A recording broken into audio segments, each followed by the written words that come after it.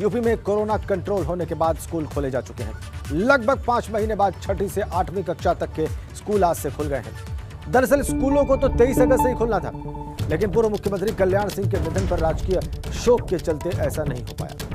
अब यानी आज 24 अगस्त से 6ठी से 8वीं तक के स्कूल खोल दिए गए हैं। और यहाँ पर आपको बताएं कि 16 अगस्त से 9वीं से 12वीं तक के स्कूलों में कक्षाएं चल रही हैं। अब प्रदेश में कोरोना बिल्कुल खत्म होने वाला दिख रहा है, तो नौनिहालों के भविष्य को देखते हुए आज से 6ठी से 8वीं तक के स्कूल भी खोल दिए गए। बड़ी अपडेट, आज से कक्षा 6 से 8 तक के स्कूल भी पूरे प्रदेश में खोल दिए गए हैं, चाहे वो प्राइवेट स्कूल हो, चाहे वो सरकारी स्कूल हो या किसी भी बोर्ड से संबंधित स्कूल हो। इससे पहले 9वीं से 12वीं तक के स्कूल 16 अगस्त से खोले जा चुके हैं। आज 6ठी से 8वीं तक के स्कूलों में पढ़ाई शुरू हो गई है। तो अब कक्षा 6 से कक्षा 12 तक के स्कूलों में उत्तर प्रदेश में पढ़ाई शुरू हो चुकी है।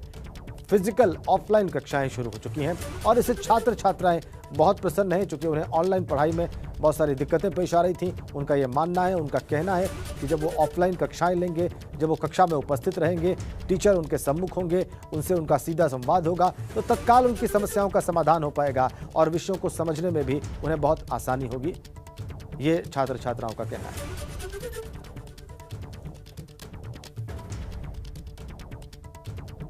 आज से 6ठी से 8वीं तक के स्कूल खुल गए हैं। करीब 5 महीने बाद स्कूल खुले हैं पूरे प्रदेश में।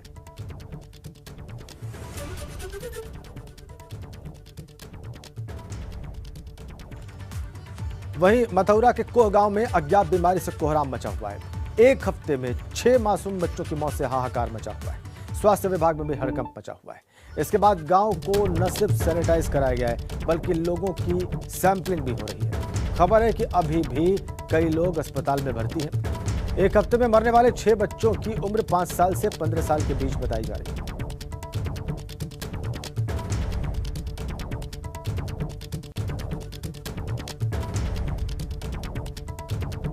मथुरा के कोह गांव में अज्ञात बीमारी से हाहाकार मचा हुआ है। ग्रामीणों के हंगामे के बाद जो है पूरे गांव को, पूरे इलाके को सैनिटाइज कराया जा रहा है। एक हफ्ते में 6 बच्चों की मौत से हड़कंप मचा हुआ है। स्वास्थ्य विभाग ने पूरे गांव को सैनिटाइज कराया है, वो भी ग्रामीणों के हंगामा करने के बाद जागा है स्वास्थ्य विभाग।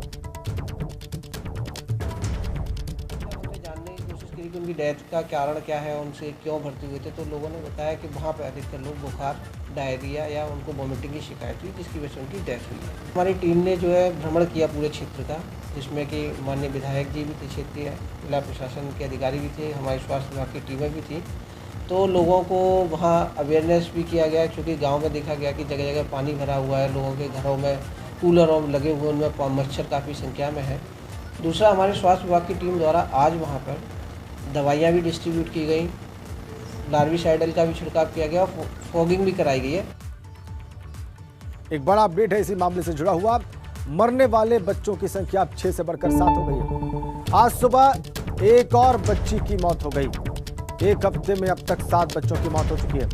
किसी अनजान बीमारी से हुई है इन बच्चों की मौत।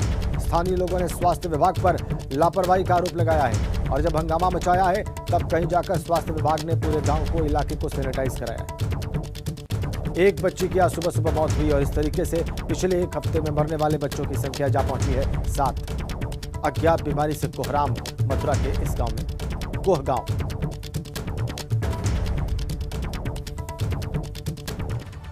आगे बढ़ते हैं, आगरा की बात करते हैं। वहां पर इमारत गिरने से बड़ा हादसा हो गया। यहां पर एक मकान में जन्मदिन की पार्टी चल रही थी और इसी दौरान यह मकान जो है अचानक भरभरा कर गिर पड़ा। इस हादसे में मौके पर ही 2 लोगों की मौत हो गई और 15 लोग घायल हुए। हादसे के बाद मौके पर लोग पहुंचे। इसके बाद राहत और बचाव का काम शुरू हुआ और फिलहाल घायलों को इलाज के लिए अस्पताल में भर्ती कराया गया है। साथ ही मकान मालिक और ऑर्गेनाइजर के खिलाफ मुकदमा दर्ज करने के आदेश दिए गए। लापरवाही और कोविड प्रोटोकॉल के उल्लंघन समेत कई धाराओं में उन पर मुकदमा दर्ज किया जाएगा। ताजगंज के धांधुपुरा इलाके का यह पूरा मामला बताया जा रहा है। बड़ा हादसा आगरा में।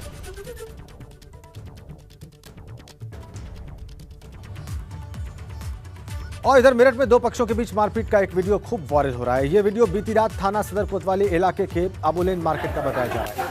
यहाँ एक होटल के बाहर दो पक्षों के युवाओं में गाड़ी पार्क करने को लेकर कहासुनी हो गई और फिर देखते ही देखते लगभग आधा दर्जन दबंगों ने दो युवकों को बेरहमी से पीटा। पिटाई का वीडियो वायरल होने के बाद हड़कंप मचा हुआ। पुलिस ने वीडियो को आधार बनाते हुए 4 युवकों की पहचान करने के साथ ही मुकदमा भी दर्ज कर लिया है और इनमें से 3 युवकों को पुलिस ने गिरफ्तार भी कर लिया है।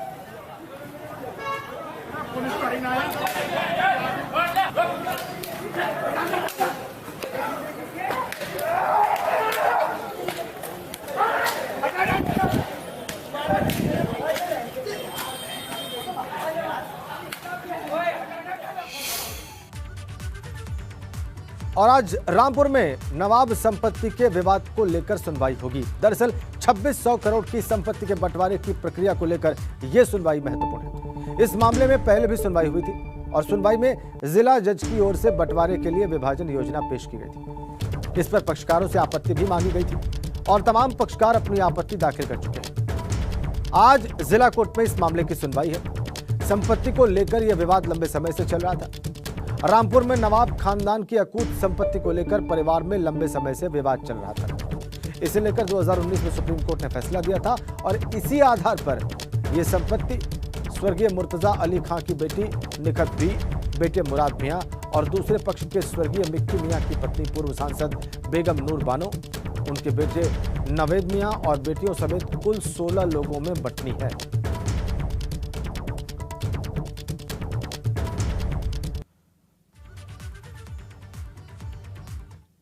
₹2600 करोड़ रुपए की यह संपत्ति 16 लोगों में बांटी जानी है और इस पर आज की सुनवाई और जिला कोर्ट का फैसला बहुत अहम है। आज जिला कोर्ट में इस मामले की सुनवाई होगी। 2600 करोड़ की रामपुर नवाब की संपत्ति पर फैसला है आज। सुप्रीम कोर्ट ने यह दारोमदार जिला कोर्ट पर छोड़ दिया कि वो इस पर सुनवाई करें, सभी पक्षों से आपत्तियां मंगाएं और उसके बाद फैसला सुनाएं।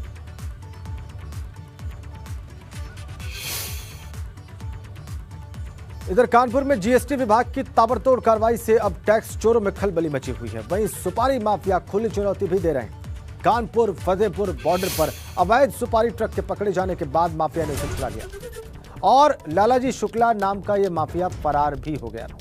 माफिया पर आरोप है कि उसके गुर्गों ने उनको बंधक बना लिया और असलहों के दम पर ट्रक छुड़ाकर फरार हो गए।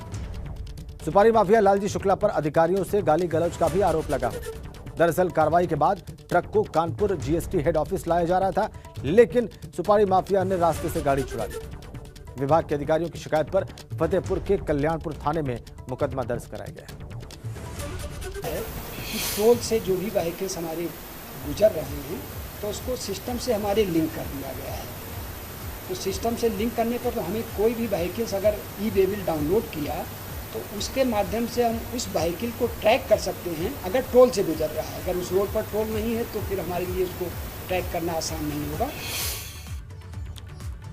आइए इटावा की बात करते हैं। इटावा में कुख्यात लुटेरे टाइगर को पुलिस ने मुठभेड़ में उसके 4 साथियों के साथ गिरफ्तार किया है। टाइगर गोली लगने से मुठभेड़ में जख्मी हुआ। कार्रवाई इटावा में इकदिल और क्राइम ब्रांच ने मिलकर की। पुलिस ने इन चारों लुटेरों के कब्जे से लूटी गई 4 मोटरसाइकिलें, 3 अवैध असलहे और साथ में एक चाकू भी बरामद किया है। पुलिस रिकॉर्ड ऐसा बताता है कि चारों लुटेरे बहुत शातिर अपराधी।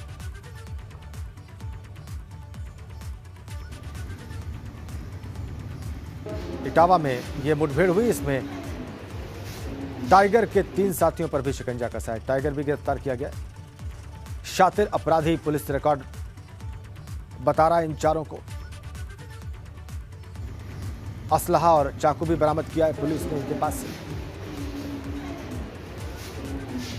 कुख्यात लुटेरा है टाइगर और साथ में उसके 3 साथियों पर भी पुलिस ने मुठभेड़ के बाद शिकंजा कसा है।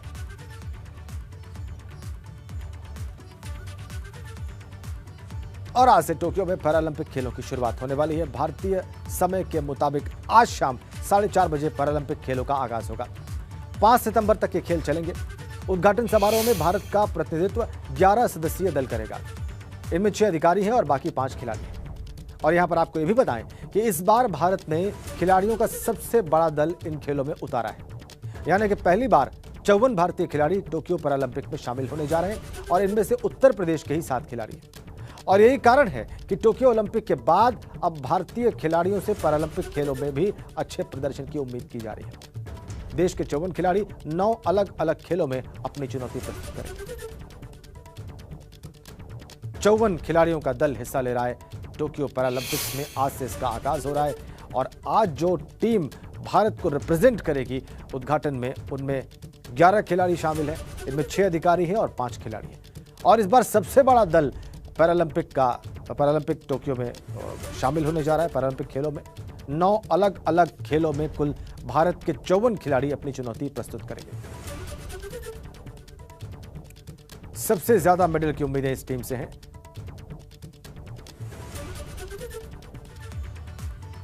और एक बड़ी खबर, यूपी में किसानों के लिए अच्छी खबर आ रही है। किसानों को अनुदान पर कृषि यंत्र मिल सकेंगे। 50,000 किसानों को अनुदान पर कृषि यंत्र मिल पाएंगे। आज से कृषि यंत्र के लिए किसान आवेदन कर सकेंगे। upagriculture.com पर किसान आवेदन कर सकेंगे। 50,000 किसानों को अनुदान पर कृषि यंत्र मिल पाएंगे आज से। इसके लिए किसान आवेदन भी कर सकेंगे आज से कृषि यंत्र पाने के लिए किसान आवेदन कर सकेंगे और अनुदान पर उन्हें कृषि यंत्र मिल पाएंगे। उन्हें आवेदन करना होगा upagriculture.com पर, इस वेबसाइट पर। बड़ी खबर और किसानों के लिए अच्छी खबर। यूपी में किसानों के लिए राहत भरी खबर। अगर उन्हें कृषि यंत्र चाहिए तो वह upagriculture.com वेबसाइट पर आवेदन करेंगे तो उन्हें कृषि यंत्र प्राप्त हो सकेंगे। 50,000 किसानों को। जरा सोचिए, 5वीं में पढ़ने वाले छात्र का दिमाग इतना शातिर तरीके से कैसे सोच सकता है। लेकिन गाजियाबाद में ऐसा ही हुआ है। यहां पर एक छात्र ने खुद से खुद के अपहरण की झूठी अफवाह फैला दी। आप सोच रहे होंगे कि पूरा मामला क्या है, इस रिपोर्ट में देखिए। मासूम दिमाग की शातिर चाल, पुलिस रह गई हैरान। कोरोना के खतरे ने बढ़ाई पाबंदियां। क्या घरों में कैद बच्चों पर पाबंदियों का पड़ा बुरा प्रभाव? क्या बड़ों की डांट मासूम दिमाग पर डाल रही है बुरा असर? इसमें कोई शक नहीं, कोई संदेह नहीं कि कोरोना वायरस और उसके खतरे को देखते हुए बाहर से लेकर घरों के अंदर तक की पाबंदियां छोटे छोटे बच्चों पर बुरा असर डाल रही हैं। शायद इसी का नतीजा है कि ये बच्चे वो कर गुजरते हैं जिसकी कल्पना भी नहीं की जा सकती। क्या मोबाइल पर ऑनलाइन क्लासेज ने बढ़ाई मुश्किल? क्या मोबाइल ने बच्चों को समय से पहले किया बड़ा? गाजियाबाद से एक ऐसा ही मामला सामने आया है जिसे सुनकर कोई भी सिहर उठे, हैरान रह जाए, परेशान हो जाए। खबरों के मुताबिक यहाँ एक स्कूल में पढ़ने वाले 5वीं के छात्र ने स्कूल के ग्रुप में अपहरण का मैसेज डाला। फिर क्या, इस सूचना के बाद स्कूल से लेकर बच्चे के घर तक हड़कंप मच गया। लेकिन जब मामला पुलिस तक पहुंचा और जांच हुई तो मासूम दिमाग की शातिर चाल जानकर अच्छों को पसीना आ गया।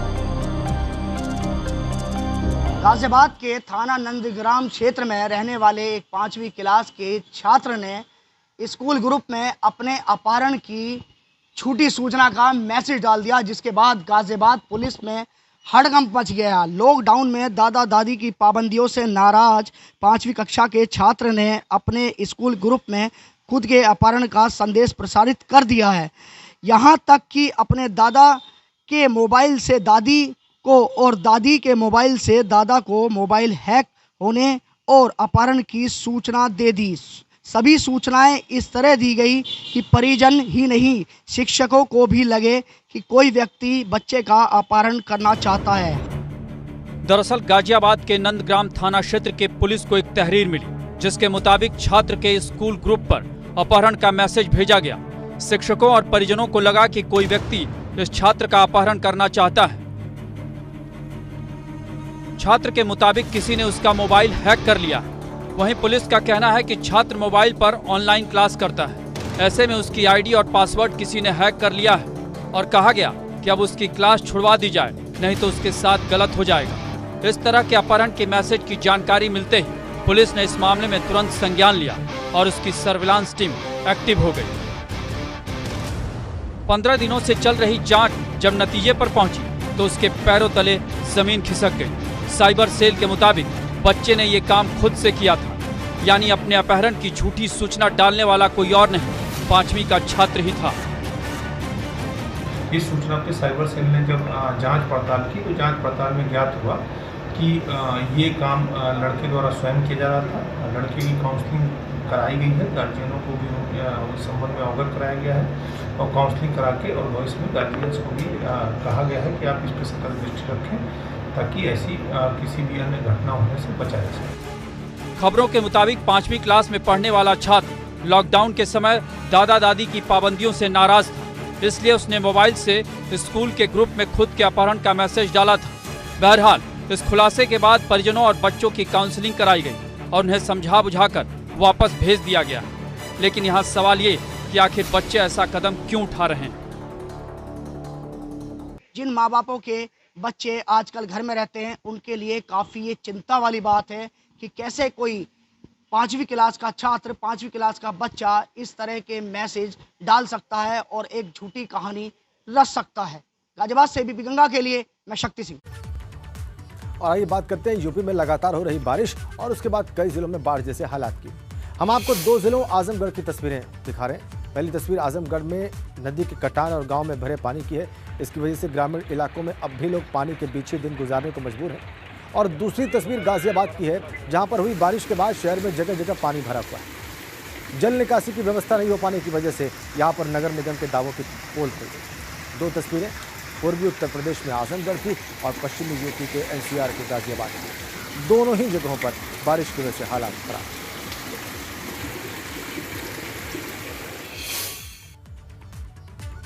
इधर उत्तराखंड के चंपावत में भूस्खलन की भयानक तस्वीरें सामने आई हैं। चंपावत राजमार्ग पर जबरदस्त भूस्खलन हुआ है और वीडियो में आप देख पाएंगे कि कैसे पूरे का पूरा पहाड़ सड़क पर आ गिरा है।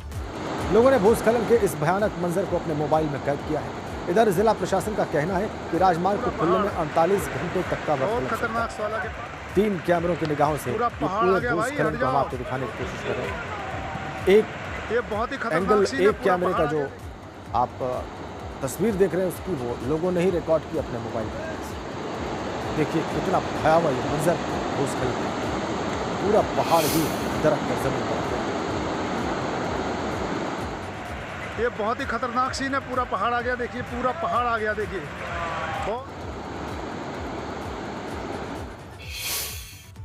हम जो सूचना हमें मिली और जो फोटो भी हमने देखे हैं तो इस बार जो मलबा है वो काफ़ी अधिक मात्रा में है। पूरा हिल स्लाइड होकर वहाँ पर गिर चुका है, तो पूरी तरह से बंद है। तो संभवतः अभी उम्मीद है कि उसमें 48 घंटे लग सकते हैं, 2 दिन कम से कम लग सकते हैं उसको क्लियर करने में। तो इसके मद्देनजर कि हमने जो है जो टनकपुर से ऊपर आने वाला ट्रैफिक है, चंपावत से नीचे जाने वाला ट्रैफिक है, उसको रूट डाइवर्ट करने के लिए निर्देशित किया है कि कोई भी अगर व्यक्ति इस तरफ आना चाहता है तो इस रोड को छोड़कर अन्य मार्गों से आने का प्रयास करें। और इधर जोशीमठ में भारत चीन सीमा को जोड़ने वाली जोशीमठ मलारी राष्ट्रीय राजमार्ग 10 दिनों से बंद था, जो आज फिर से शुरू हो गया है। हाईवे खोलने का काम शुरू हो गया है और अब तक 250 मीटर सड़क साफ कर दी गई है। एनडीआरएफ, एसडीआरएफ के 18 जवानों सहित पुलिस के जवान पैदल मार्ग से आम लोगों की आवाजाही उन्होंने करवाई। मौके पर हेलीकॉप्टर से भी रेस्क्यू ऑपरेशन चलाया गया और 250 लोगों को पैदल रेस्क्यू करके निकाल लिया गया। यहाँ पर आपको बताएं कि लगातार लैंडस्लाइड की वजह से ये रास्ता बंद है।